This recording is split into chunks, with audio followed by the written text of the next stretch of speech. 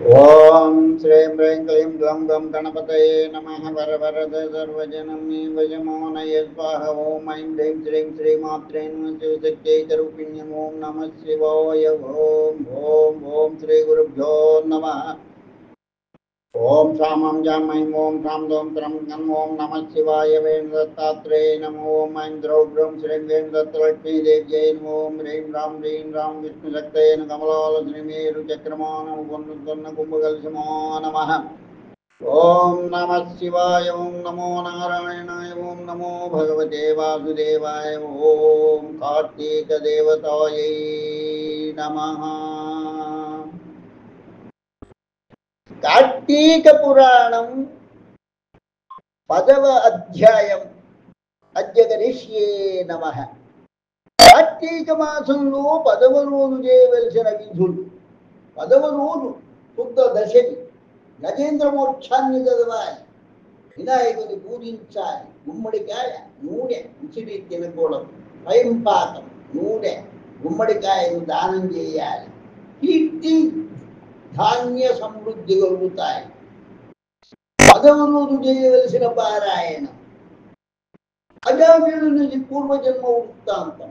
జనకుడు వశిష్ఠుల వారితో, మహాత్మా, ఈ అజామిళుడు ఎవడు, వాని పూర్వజన్మ ఎటువంటిది, పూర్వజన్మలో ఎటువంటి పాపం చేశారు, ఇప్పుడు ఈ విష్ణుదూతలు వైకుంఠములకు తీసుకుపోయిన తరువాత ఏమి జరిగినది వివరించవలసినదిగా ప్రార్థించాడు. అంతా ఆ మునిశ్రేష్ఠుడు జనక మహారాజుతో, జనక, అజామిళుని విష్ణుదూతలు వైకుంఠములకు తీసుకొని పోయిన తరువాత యమకింకరుడు తమ ప్రభువుకు యమధర్మరాజు వద్దకు వెళ్ళి, ప్రభు, తమ ఆజ్ఞ ప్రకారం అజామిళుని తీసుకుని వచ్చుడుకు వెళ్ళగా జట విష్ణుదూతలు కూడా వచ్చి మాతో వారించి అజామిళుని విమానం ఎక్కించి వైకుంఠములకు తీసుకుని పోయారు. మేము చేయనుది లేక విచారంతో వచ్చినాము అని భయంతో చెప్పారు. మీరు చెప్పేది నిజమేనా? ఎప్పుడు ఈ విధంగా జరగలేదు. దీనికి బలమైన కారణం ఏదైనా ఉండి ఉండవచ్చును అని ఎవడు తన దివ్య దృష్టితో అజామిళుని పూర్వజన్మ వృత్తాంతం తెలుసుకుని, దూతలారా, అజామిళుడు తన అవసాన కాలమున నారాయణ నారాయణ అని వైకుంఠవాసుని నామస్మరణ చేశాడు. అందువలన విష్ణుదూతలు వచ్చి వారిని తీసుకుని పోయారు. తెలియక గాని తెలిసి గాని మరణ సమయమున హరినామస్మరణ ఎవరు చేయుదురో వారికి వైకుంఠ ప్రాప్తి తప్పదగలుగును. కనుక ఆ విధంగా అజామిళునకు వైకుంఠ ప్రాప్తి కలిగినది అనుకున్నాడు. పూర్వజన్మలో అజామిళుడు మహారాష్ట్ర దేశమున ఒక శివాలయంలో అర్చకుడుగా ఉన్నాడు. అతను తన అందమైన రూపం చేతను, శని సంపద చేతను గర్వము గలవాడై శివారాధన చేయక శివాలయం యొక్క ధనము అపహరించుతూ శివుని విగ్రహము వద్ద ధూపదీప నైవేద్యములను కూడా పెట్టగా దుష్ట సహవాసములతో విచ్చలవిడిగా తిరుగుతుండేవాడు. ఒక్కొక్కసారి శివాలయములో పరమేశ్వరునికి ఎదురుగా పాదములు తాకి నిద్రించేవాడు. అతనికి ఒక పేద బ్రాహ్మణ స్త్రీతో రహస్య సంబంధము ఏర్పడినది. ఆమె కూడా అందమైనది ఉంటే చేయనది లేక ఆమె భర్త చూచి చూడనట్టుగా ఉంటూ భిక్షాటనకై ఊరూరా తిరుగుతూ ఏదో వేళకి ఇంటికి వచ్చి కాలం గడుపుతుండేవాడు. ఒకనాడు ఊరికి వెళ్ళి ఆచరణ చేసి పెద్ద మూటతో బియ్యము కూరలు తెచ్చి అలసిపోయి, నాకు ఈ రోజున ఆకలి ఎక్కువగా ఉన్నది, త్వరగా వంట చేసి పెట్టు అని భార్యతో అన్నాడు. అందుకు ఆమె చేదరించుకొని కాళ్ళు కడుక్కొనడకు నీళ్లు కూడా ఇవ్వక అతని వంక కూడా చూడక విటునిపై మనస్సు గలదై మగనిని తిట్టసాగింది. అందుకు భర్త కోపం వచ్చి ప్రక్కన ఉన్న కట్టెతో ఒకటి వేశాడు. అంత ఆమె భర్త చేతిలోని కట్టెను లాక్కొని రెండింతలు కొట్టి బయటకు త్రోసి తలుపులు మూసివేసినది. అతడు చేయింది లేక భార్యపై విసుగు చెంది ఇంకో గ్రామానికి వెళ్ళి యాచించి తెచ్చుకున్న దానితో కడుపు నింపుకుంటూ కాలం గడుపుతూ ఉన్నాడు.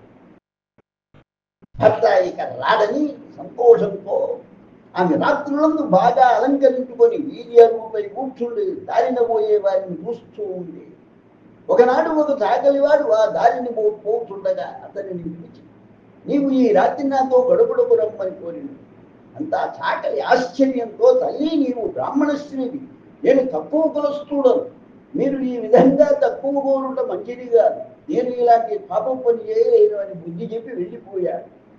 ఆమె ఆ చాకలి వారిని వెర్రివాణిగా భావించి లోలో నవ్వుకొని తరువాత ఆ గ్రామ శివాలయ అర్చకుని వద్దకు వెళ్ళి తన కామవాంఛ తీర్చమని కోరి ఆ రాత్రంతా అతనితో గడిపాడు.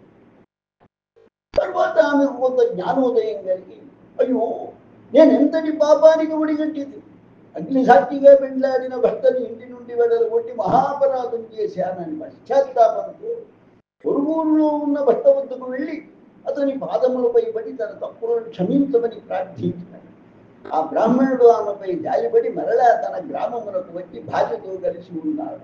కొంతకాలమునకు శివార్చకునికి ఏదో వ్యాధి సోకి దినదినము క్షీణించి మరణించాడు. అతడు యమలోకం చేరి రౌరవాది నరకాలను అనుభవించి మరలా మానవ జన్మము ఎత్తి సత్యవ్రతుడు వారు బ్రాహ్మణోత్తమునకు కుమారుడై కార్తీక మాసమున నదీ స్నానము చేసి దేవతా దర్శనము చేయటం వల్ల అతడు గతంలో చేసిన పాపములన్నీ నశించుట చేత అజామీళుడై మరలా జన్మించాడు. తరువాత తన అవసాన కాలమున నారాయణాన్ని శ్రీహరిని స్మరించడం వల్ల వైకుంఠమునకు పోయాడు. బ్రాహ్మణ్య భార్య కూడా కొంతకాలానికి రోగగ్రస్తురాలై చనిపోయింది. అనేక యమశిక్షలను అనుభవించి ఒక మాలవాణి ఇంట జన్మించినది. ఆ మాలవాడు ఆ పిల్ల జన్మ త్రాసి చూపించగా తండ్రి గంటమున పుట్టినదని జ్యోతిష్కుడు చెప్పగా అతడు ఆ శిశువును అడవిలో వదిలిపెట్టాడు. అంతలో ఒక విప్రుడు ఆ దారిన పోవచ్చు ఆ బాలిక ఏడుపు విని జాలితో తీసుకుని పోయి తన ఇంట దాసికి ఇచ్చి పెంచమన్నాడు. ఆ బాలికని అజామిళుడు ప్రేమించిన స్త్రీ. వారి పూర్వజన్మ వృత్తాంతం ఇది.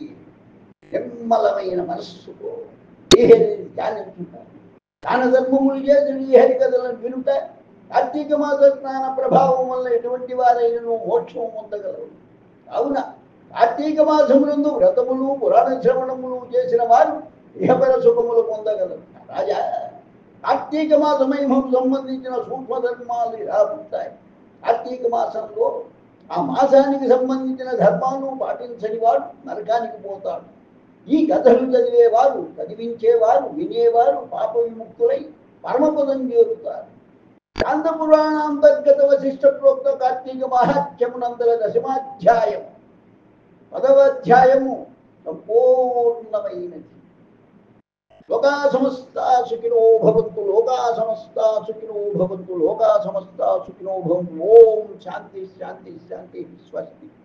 ఈ కార్తీక పురాణం 10వ అధ్యాయాన్ని వింటూ ఉన్నట్టయితే ఐరారోగ్య ఐశ్వర్యాభివృద్ధి కలుగుతుంది, సర్వకార్య జయం కలుగుతుంది. తథా శుభం భూయాత్. గళం దైవజ్ఞాని అభినవ శ్రీ విద్వాన్ కోశ్రీ చెన్నై 40. శుభం భూయాత్.